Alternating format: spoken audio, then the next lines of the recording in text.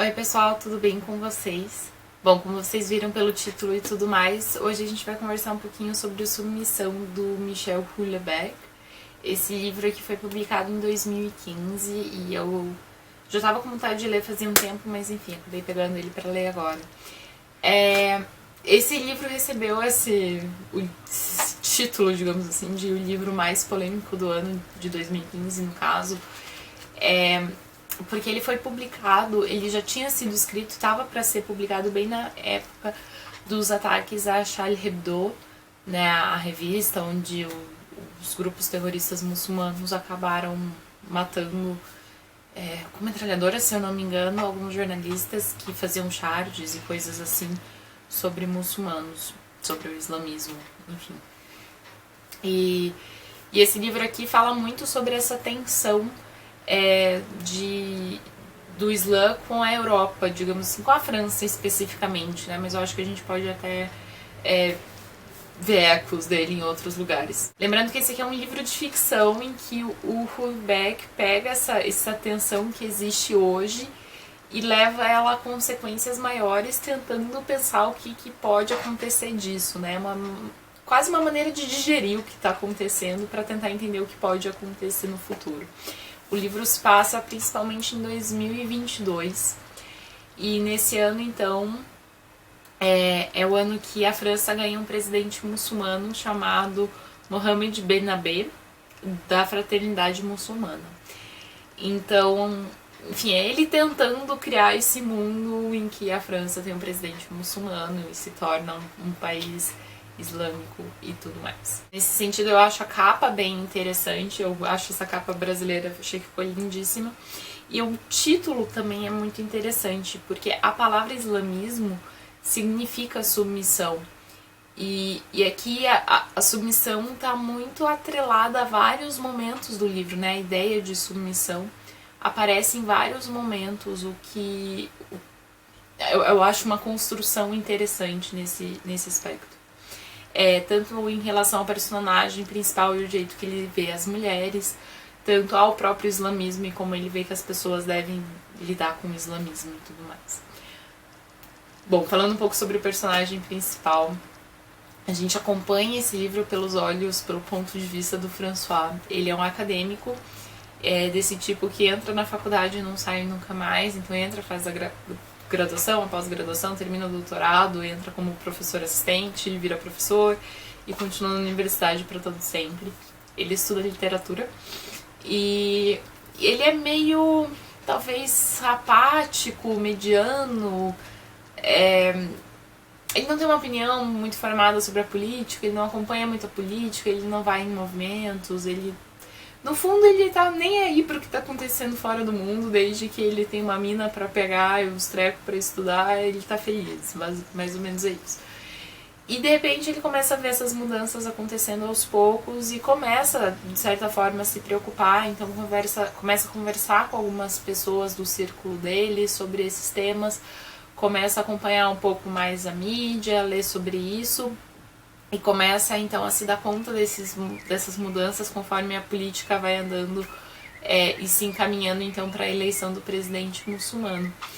E a gente tem o que acontece depois. A gente tem uma discussão interessante sobre a mídia nesse período de mudança, mas a gente tem uma parte muito interessante do livro que acontece depois então que esse presidente é eleito. A gente vai ver principalmente o mal-estar do François, a indecisão do François, o François tentando lidar com essa mudança e a princípio sendo muito contra, e depois não vou dizer o que acontece, porque daí vai ser muito spoiler, mas enfim. Essa parte do pós-eleições é a parte que eu mais gosto, assim, é a parte de que a sociedade fez a escolha estranha e daí ela tem que lidar com as consequências dessa escolha e ver a sociedade mudando e as coisas como eram não são mais, assim, então... E a gente vê também o que esse indivíduo médio, talvez, como ele reage a tudo isso, né, o que pra mim foi bastante surpreendente, fiquei bem...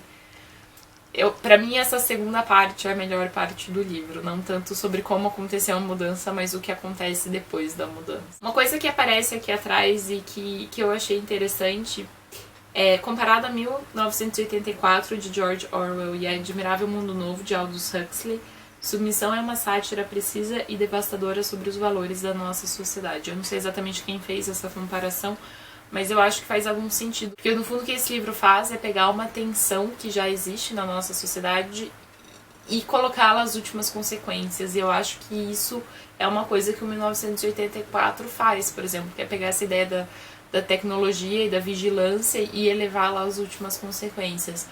E eu fico imaginando um pouco, né, eu me vi lendo esse livro e tentando pensar um pouco no impacto que 1984 teve na sua época, por exemplo. Então, eu acho que esse livro tem um papel muito interessante de trazer a discussão, né? Eu acho que não é que ele vai estar certo, não é que ele está fazendo uma previsão do futuro, mas eu acho que ele está tentando pensar sobre as consequências de algumas escolhas e pro bem ou pro mal, né? Talvez uma discussão que não é a discussão principal do livro, é uma discussão que está um pouco mais às margens, mas que eu também achei interessante, é essa questão do mundo acadêmico, né? A maior parte dos personagens que aparecem no livro são desse meio acadêmico e como talvez a universidade como instituição significa pouco nessa sociedade ou como significa o que ela significa nessa sociedade, né? Porque a gente tem um grupo de intelectuais que mesmo vendo uma tragédia anunciada talvez não consiga fazer nada. E a gente tem toda a reação deles depois, e a gente tem o que o novo governo propõe para as universidades e tudo mais. Então, acho interessante essa escolha do autor em colocar um personagem acadêmico. Afinal, tem toda essa relação de os acadêmicos supostamente são as pessoas sábias da sociedade. E será que isso se aplica mesmo? E, enfim, então eu acho que essa ideia dele foi uma ótima ideia. Bom, sobre a leitura dele, eu no fundo achei que ele ia me impactar mais do que ele me impactou. Eu acho que o que aconteceu é que eu já tinha ouvido falar algumas coisas sobre ele e eu acho que eu cheguei nele já sabendo muita coisa e era isso mesmo, assim. O que não é necessariamente ruim, mas enfim, né, mudou um pouco a minha relação com ele. Mas é um livro bem interessante, eu acho um livro importante pra gente levantar questões e pra gente começar a pensar e, enfim, eu acho que é uma situação bem contemporânea que tá se encaminhando cada vez mais pro futuro, então, né, não é algo que vai passar rapidinho, é algo que vai permanecer, então acho interessante a gente começar a pensar nesses temas. E não necessariamente só sobre o islamismo, mas sobre religiões de uma maneira geral e como isso afeta a sociedade e tudo mais. Eu não sei muito sobre o Islã, tá, gente? Assim, é um tema que tem me interessado mais recentemente. Caso alguém queira saber mais alguma coisa, eu fiz um vídeo sobre esse livro aqui, O Herege, da Ayaan Hirsi Ali. Esse livro vai contar o ponto de vista de uma menina, então, que é criada dentro do islamismo, que sofre um bocado de barbaridades e acaba saindo, encontrando refúgio em Amsterdã e criando toda uma nova vida para ela. Então ela vai falar aqui sobre essa questão. O subtítulo é Porque o Islã Precisa de uma Reforma Imediata. É um livro bem interessante. Lembrando, claro, que ele é um ponto de vista do tema, né? Acho que a gente nunca pode tomar uma obra só como verdade absoluta, mas é um livro que eu indico bastante.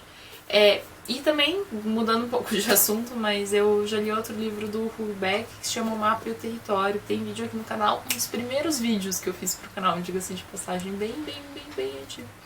Então, caso alguém queira dar uma olhada e esteja curioso, é bem diferente, mas ainda assim tem essa brincadeira com a realidade, com a ficção e tal. Então, caso alguém queira dar uma olhada.